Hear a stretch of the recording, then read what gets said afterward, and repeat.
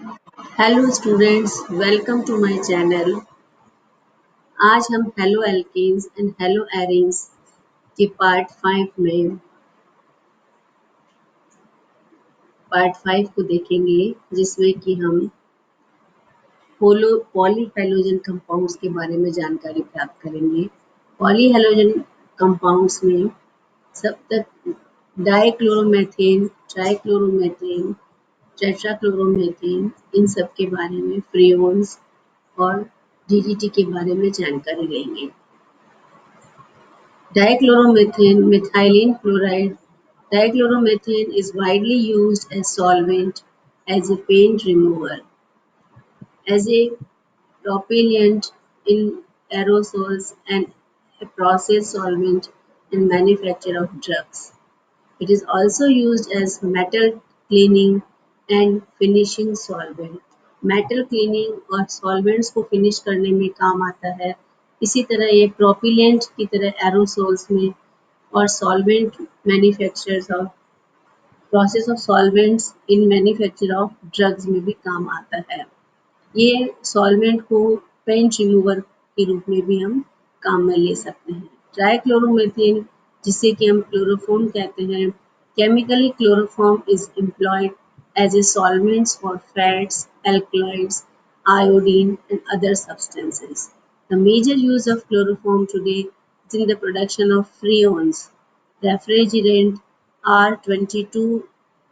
It is used in preparation of chloropicrine tear gas. Chloritone, a hypnotic. Chloroform is slowly oxidized by air in presence of light to an extremely poisonous gas, carbonyl chloride, also known as phosgene gas. जब ये से react करता है तो ये phosgene COCl2 gas बनाता है।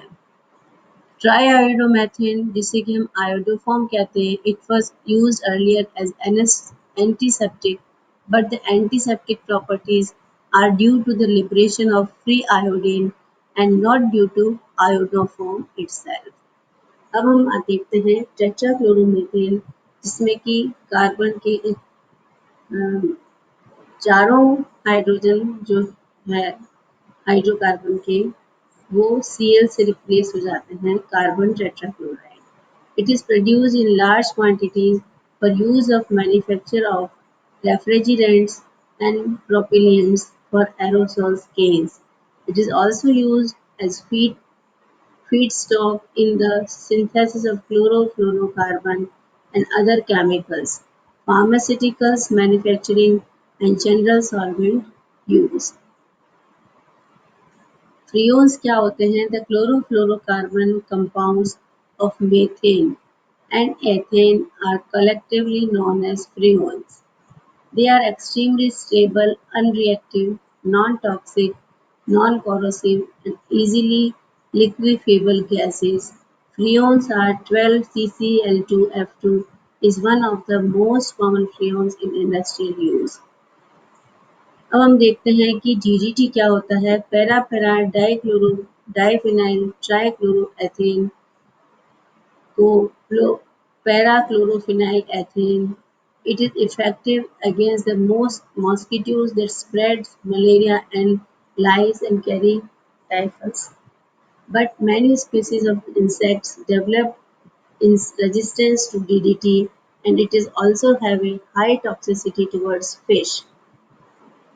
In ingestion continues as at a steady rate, DDT builds up with animal over time. Now this is the formula of DDT.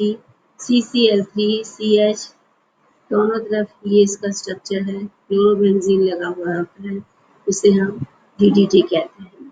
तो DDT बनाने के लिए हमें CCl3CH एल्डिहाइड को हम क्लोरोबेंजीन के साथ रिएक्शन कराते हैं, तो पैरा पोजीशन पर जो हाइड्रोजन लगा है क्लोरो2, पैरा पोजीशन वो H2O के रूप में बाहर निकल जाता है और हमें CCl3 दो और ये दोनों जो क्लोरोबेंजीन इस पे लग जाते हैं उसको हम DDT कहते हैं। अब हम देखते हैं कि किस प्रकार से हमें जो है पूरा क्लोरोबेंजीन के बारे में नेक्स्ट पार्ट में हम आपको इसके इसी पार्ट में क्वेश्चंस के बारे में भी जानकारी लेंगे हम। या तो इसमें हम देखते हैं कि क्लास वर्क में हम ये इंट्रोडक्शन एंड क्लासिफिकेशन में एल्किल हैलाइड्स के क्वेश्चंस दे रखे हैं। जैसा इसमें हमने आपको इस यूनिट में आपको 14 क्वेश्चन देंगे हम आज, और 14 क्वेश्चन आपको कंप्लीट करने हैं एज ए असाइनमेंट्स। तो फर्स्ट जैसे इंट्रोडक्शन ऑफ क्लासिफिकेशन पे है, alkyl halides are trihaloalkanes, dihaloalkanes, monohaloalkanes and mono di and trihaloalkanes. तो जैसे इसका आंसर आपको ढूंढना है, alkyl halides are monohaloalkanes. The following structure has type of halides 1-bromo, 3,3-dimethyl, 1-phenyl butane। तो इसमें आपको इस तरह से मल्टीपल चॉइस क्वेश्चन की आंसर्स दे रखे हैं, आपको इनको सेलेक्ट करना है और 14 क्वेश्चंस को आपको कवर करना है। Thanks a lot. आज नेक्स्ट इसमें मैं आपको पूरा चार्ट्स के इसमें किस प्रकार से एल्किल हैलाइड की प्रिपरेशन है, केमिकल रिएक्शन है, चार्ट फॉर्म में आपको समझाऊंगी और आपके असाइनमेंट्स कंप्लीट कीजिए। Thanks a lot.